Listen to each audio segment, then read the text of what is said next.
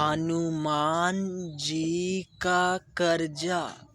राम जी लंका पर विजय प्राप्त करके आए तो कुछ दिनों के बाद राम जी ने विभीषण, जामवंत, सुग्रीव और अंगद आदि को अयोध्या से विदा कर दिया।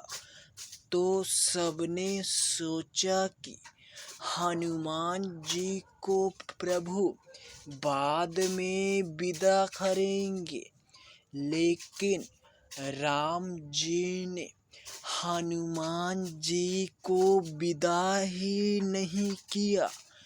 अब प्रजा बात बनाने लगी कि क्या बात है कि सब अयोध्या से चले गए, लेकिन हनुमान जी नहीं गए।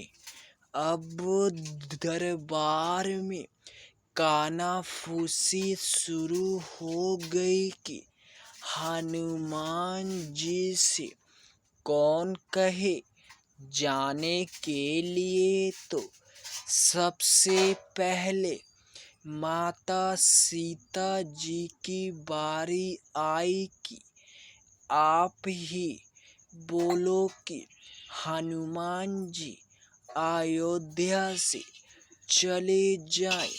माता सीता बोली, मैं तो लंका में विकल पड़ी थी।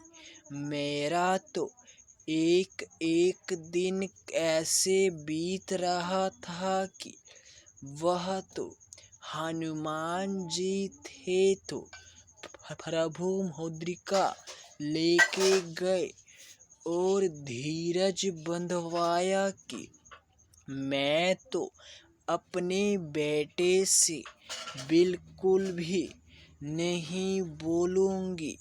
अयोध्या छोड़कर जाने के लिए आप किसी और से बुलवा लो।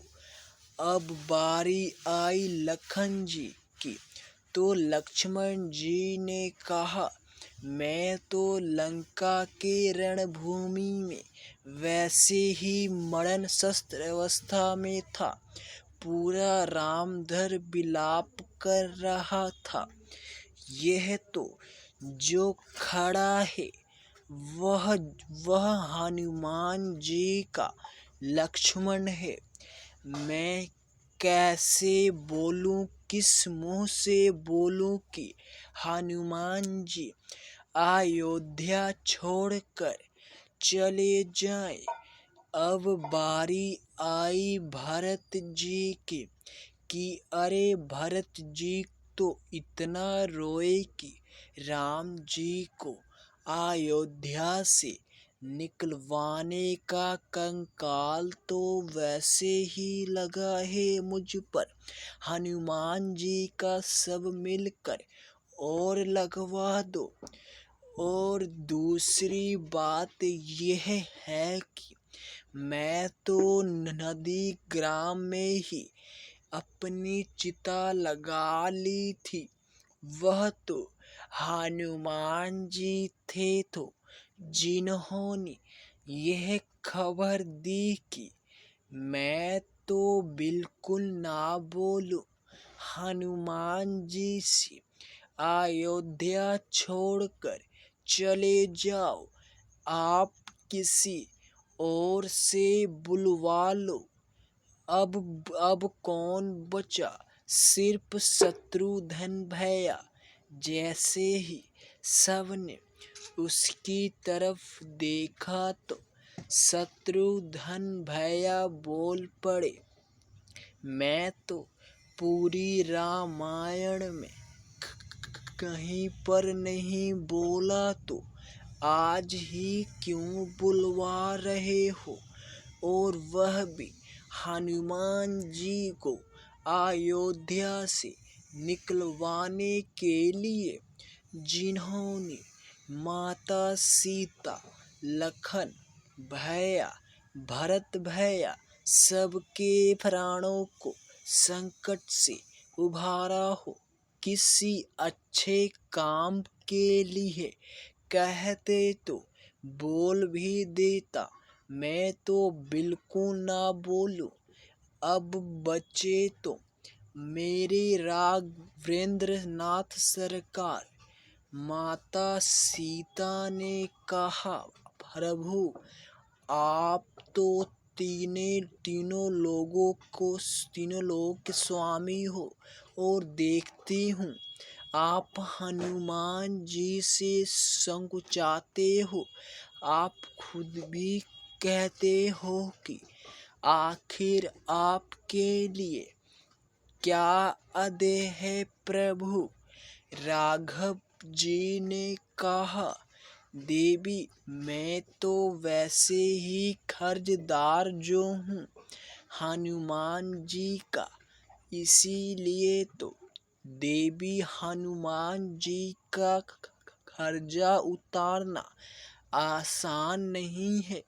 इतनी सामर्थ्य राम में नहीं है जो राम नाम में है, क्योंकि कर्जा उतारना भी तो बराबरी का ही पड़ेगा ना। यदि सुनना चाहती हो तो सुनो, हनुमान जी का कर्जा कैसे उतारा जा सकता है। देवी इतना आसान नहीं है हनुमान जी का कर्जा चुकाना। मैंने ऐसे ही नहीं कहा था कि मैं बहुत सोच विचार कर कहा था, लेकिन यदि आप कहती हो तो कल राज्यसभा में बुला लूंगा कि हनुमान जी भी कुछ मांग ले। दूसरे दिन राज्यसभा में सब कोई इकट्ठा हुआ। सब बड़े खुश थे कि हनुमान जी क्या मांगेंगे और राम जी क्या देंगे। राघव जी ने कहा, हनुमान सब लोगों ने मेरी बहुत सहायता की है। मैंने सबको कोई ना कोई पद दे दिया है।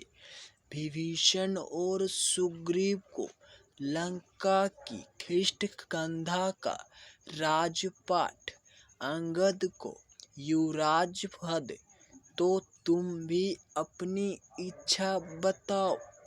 हनुमान जी बोले, प्रभु आपने जितने नाम गिनाए उन सब को एक एक पद मिला है, और आप कहते हो कि सब लोग सोचने लगे। बात तो हनुमान जी की भी ठीक है कहीं ना कहीं। तो फिर मैं 2 पद मांग लूं तो। राम जी ने कहा, ठीक है मांग लो। सब लोग बहुत खुश हुए कि आज हनुमान जी का कर्जा चुकता हो ही जाएगा। हनुमान जी ने कहा, प्रभु जो पद आपने सबको दिए हैं उन पद में राज मद हो सकता है, तो मुझे उस तरह का पद नहीं चाहिए जिसमें राज मद की शंका हो। तो फिर आपको कौन सा पद चाहिए। राम जी बोले। हनुमान जी ने राम जी के दोनों पांव पकड़ लिए। प्रभु हनुमान को बस यही दोनों पद चाहिए।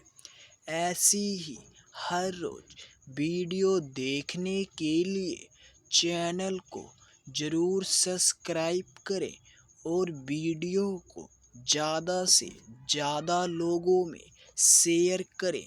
चलिए मिलते हैं अगले वीडियो में। जब तक के लिए जय हिंद, जय भारत, जय श्री राम।